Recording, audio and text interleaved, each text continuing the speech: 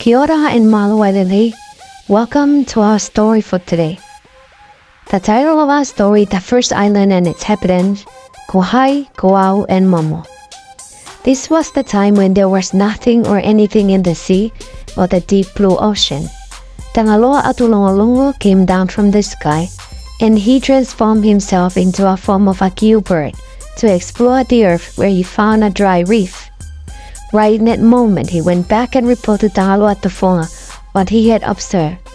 He told Tangaloa Tufonga that he found a huge rock on earth in a dry reef. He also begged Tangaloa Tufonga for assistance in providing him with soil, dust, and rocks from his carpentry workshop, so he can grow crops and expand them, soil, dust, and rocks on the reef.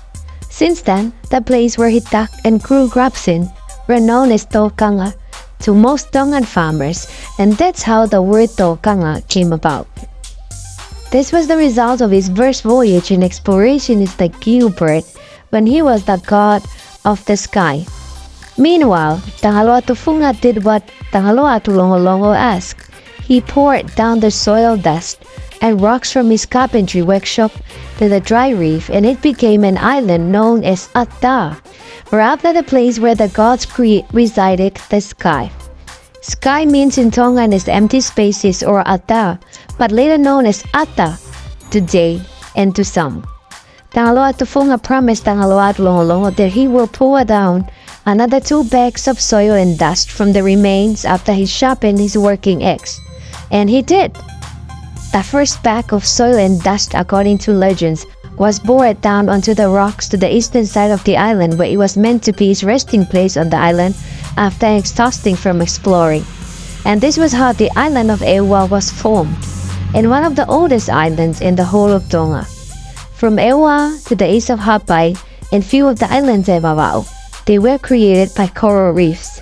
However, from the newest where the sun set, down to Late, Fonuale in Mavao, down to Kawen, Tofua, Hapai, and Tonga, the island of ATAA, and all the way to the south of Tonga, were all the islands that were created by volcano or fire, even from the past up to today. Now the island grew big in size and the land was green. Tangaloa Tufonga told Tangaloa Tulongolongo to explore the earth again and check the island ATAA for the fue plant if it has covered the island already. He also told him what to do with the fue plant once he arrived at ATAA. The instruction was for him to pack the stem of the fue plant, leave it on the rocks to dry and decompose. But an extraordinary event occurred. Out came one gigantic maggot. This time he will pack the maggot into 3 pieces.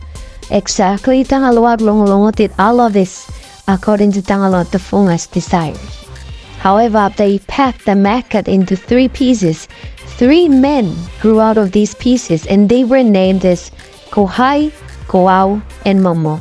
It was believed that this was the beginning of the Tongan people.